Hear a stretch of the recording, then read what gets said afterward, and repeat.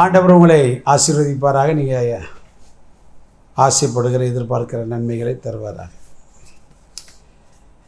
நம்முடைய ஆண்டவரை நாம் நினைக்கும் போதெல்லாம் சந்தோஷப்பட வேண்டிய விஷயம் என்ன அப்படின்னா, வானத்தி பூமி உண்டாக்காத தெய்வங்கள் தெய்வங்கள் அல்ல. நம்முடைய ஆண்டவர் வானத்தி பூமி மட்டுமே உண்டாக்குனார் கிடையாது, எல்லாவற்றையும் உண்டாக்கினார். சமுத்திரம் எல்லாம், ஆறு குளம் ஏரி மலை எப்படி நினச்சிக்கிட்டே போயிட்டே இருக்கலாம். ஆனால் அதே போல் அவர் படைத்தவர் மட்டும் அதன் மீது அதிகாரம் உடையவர். மனுஷனுக்கு சில அதிகாரத்தெல்லாம் கொடுத்துருக்கிறார். அதனால் அவன் பெருமை கொள்ள முடியுமா அப்படின்னா முடியாது.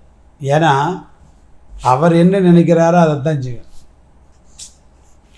இந்த அசிரிய ராஜா எசேக்கியா ராஜா காலத்தில்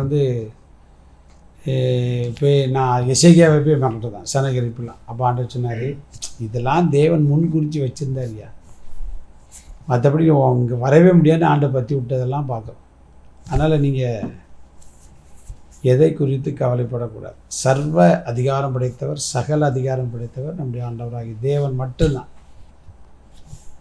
ஒவ்வொரு இயற்கையை ஒவ்வொன்றிலுமே அவர் காற்றில் அற்புதம் செய்திருக்கிறார், மழைகளில் அற்புதம் செய்திருக்கிறார், மலைகளில் அற்புதம் செய்திருக்கிறார்.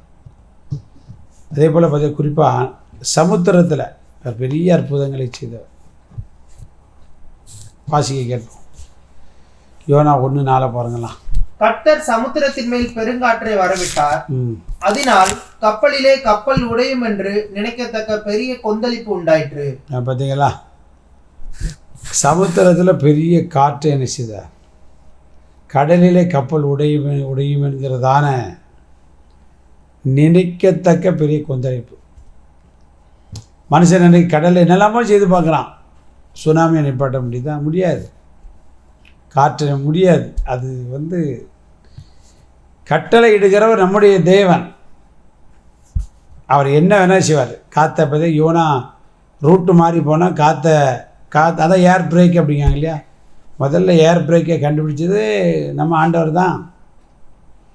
First air brake. கப்பல் அசையாமல் நிற்க பாருங்க.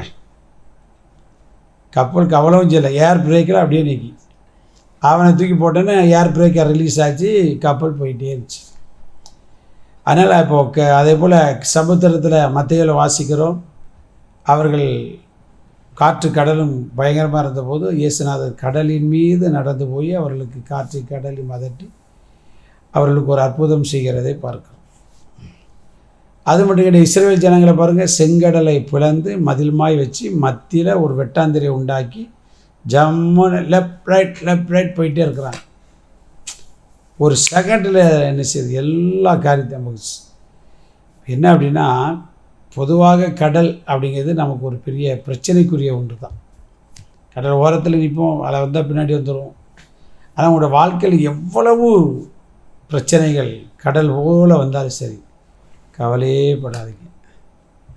அந்த கடலின் மீது நடக்கிறவர், அந்த கடலை இரண்டாய் பிளக்கிறவர், அந்த கடலில் ஏற்படுகிற காற்றையும் கடலையும் மதட்டுகிற தேவன் வாழ்க்கையில் வருகிற பிரச்சனை எல்லாம் மாற்றி அக்கறை சேரும்படியாய், விடுதலை கிடைக்கும்படியாக, மகிழ்ச்சியோடு நீங்கள் ஓடத்தக்கதாய் கடலிலே வழி திறக்கிற தேவனவர், சமுத்திரத்தின் அலைகளை அடங்க பண்ணுகிற தேவனவர், சமுத்திரத்திலே அற்புதம் செய்கிறவர். அந்த காரியத்தை உங்களுக்கு செய்து நிச்சயம் உங்களை ஆசீர்வதிப்பார். சந்தோஷமாக இருங்க.